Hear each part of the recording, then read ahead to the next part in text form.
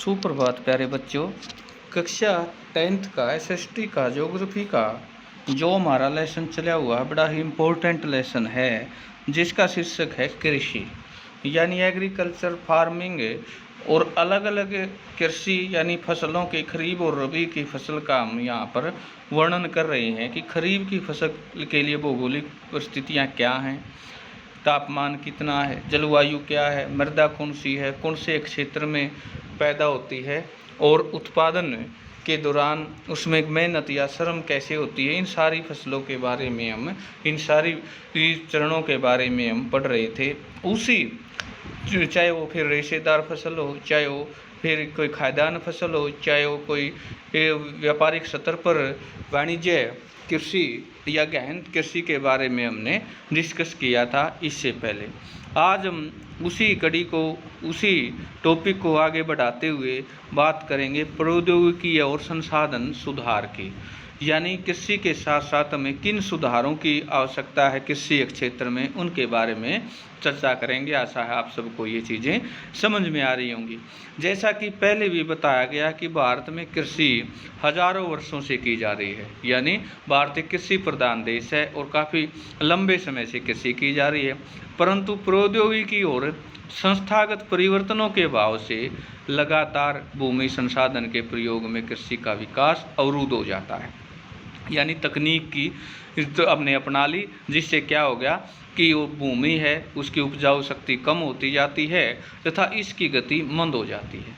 सिंचाई के साधनों का विकास होने के उपरांत भी देश में बहुत बड़े भाग में अभी भी किसान खेती बाड़ी के लिए मानसून और भूमि की प्राकृतिक उर्वरता पर निर्भर है।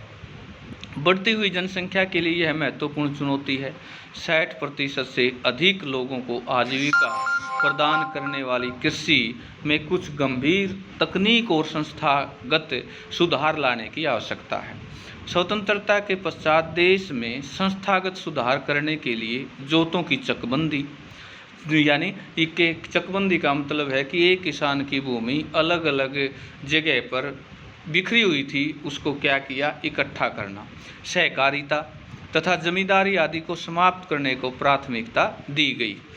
प्रथम पंचवर्षीय योजना देश आज़ाद होने के तुरंत बाद में भूमि सुधार मुख्य लक्ष्य था। भूमि पर पुश्तैनी अधिकार के कारण यह टुकड़ों में बढ़ती जा रही थी, जिसकी चकबंदी करना अनिवार्य था। भूमि सुधार के कानून तो बने, परंतु इनके लागू करने में ढील की गई। 1960-1970 के दशकों में भारत सरकार ने कई प्रकार के कृषि सुधारों की शुरुआत की। पैकेज टेक्नोलॉजी पर आधारित हरित क्रांति, श्वेत क्रांति। हरित क्रांति में बढ़ावा था खाद्यान्न फसल गेहूं को और श्वेत क्रांति में दुग्ध को। ऑपरेशन फ्लड जैसी क्रांति सुधार के लिए रणनीति आरंभ की गई, परंतु इसके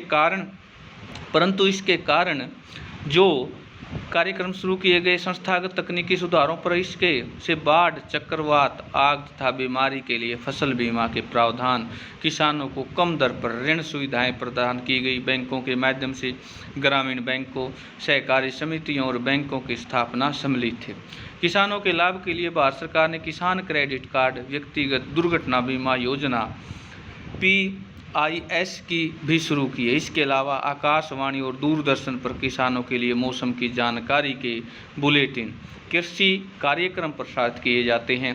किसानों को बिचौलियों और दलालों के शोषण से बचाने के लिए न्यूनतम सहायता मूल्य, महत्वपूर्ण फसलों लाभदायक खरीद के मूल्यों की सरकार ने घोषणा करती है, यानी जिसको हम क्या बोलते हैं, न्यूनतम समर्थन मूल्य। और दूसरी चीज़ क्या थी, प्रत्येक किसान को बैंक से जोड़ना सरकार की प्राथमिकता है कि किसान कर्जे से मुक्त कैसे हो। कृषि की राष्ट्रीय अर्थव्यवस्था, रोजगार उत्पादन कृषि अर्थव्यवस्था की रीढ़ की हड्डी रही है। सकल घरेलू उत्पाद में कृषि के योगदान का अनुपात 1951 से लगातार घटने के उपरांत भी है। 2010 से 2011 के में देश के लगभग 52% जनसंख्या के लिए रोजगार और आजीविका साधन थी। कृषि का सकल घरेलू उत्पाद में घटता अंश गंभीर चिंता का विषय है। क्योंकि कृषि के लिए किसी भी प्रकार की गिरावट प्रतिरोध अवस्था के लिए अन्य क्षेत्रों में गिरावट लाएंगी और समाज के लिए व्यापक निहितार्थ है। कृषि के महत्व को समझते हुए भारत सरकार ने इसे आधुनिकीकरण के लिए भरसक प्रयास किए। भारतीय कृषि सुधार में भारतीय कृषि अनुसंधान परिषद, कृषि विश्वविद्यालयों की स्थापना, पशु चिकित्सा सेवाएं, पशु प्रजनन केंद्र की स्थापना, बागवानी विकास, मौसम विज्ञान, मौसम पूर्वानुमान के क्षेत्र अनुसंधान के विकास की वरीयता दी गई। यहाँ पर एक और परियोजना लागू की गई, भूदान ग्राम दान के आधार पर भी हम देखते हैं कि जिसके पास ज़मीन के आकार, जोत के आकार बड़े थे, उन लोगों ने भूमि का दान किया। महात्मा गांधी ने विनोबा भावे, जिन्होंने उन्हें सत्याग्रह में सबसे निष्ठावान सत्याग्रह की तरह भाग लिया था, अपने आध्यात्मिक उत्तराधिकारी घोषित किया था। उनकी गांधी जी के ग्राम स्वराज अवधारणा में गहरी आस्था थी। गांधी जी की शहादत के बाद उनके संदेश को लोगों तक पहुंचने के लिए विनोबा भावे ने लगभग पूरे देश में पद यात्रा की। एक बार जब वे आंध्र प्रदेश के गांव पोचमपल्ली में बोल रहे थे तो कुछ भूमिहीन ग्रामीणों को उनके अपने आर्थिक भरण पोषण के लिए कुछ भूमि मांगी। विनोबा भावे ने उनसे कोई वायदा तो नहीं किया। उन्होंने आश्वासन दिया, यदि सहकारी खेती करें तो भारत सरकार से बात करके उनके लिए ज़मीन मुहैया करवाएंगे। अचानक श्री रामचंद्र रेड्डी उठ खड़े हुए। उन्होंने 80% भूमिहीन ग्रामीणों को 80 एकड़ भूमि बांटने की पेशकश की। इसे भूदान के नाम से जाना गया। यानी भूदान किसे कहते हैं, प्रश्न बन जाता है। बाद में विनोबा भावे ने यात्राएं की, अपने यह विचार पूरे भारत में फैलाया। कुछ जमींदारों ने, अनेक गांवों के मालिक थे, भूमिहीनों को पूरा गांव देने की पेशकश की। इसे ग्राम दान कहा जाता है। परंतु कुछ जमींदारों ने भूमि सीमा कानून से बचने के लिए अपनी भूमि का एक हिस्सा दान किया। विनोबा भावे ने शुरू किए गए इस भूदान ग्राम दान आंदोलन की रक्त रंजित क्रांति का भी नाम दिया गया। यहाँ पर दो प्रसंग और जुड़ गए हैं, भूदान और ग्राम दान किसे कहते हैं, इसके बारे में भी हमने पढ़ा।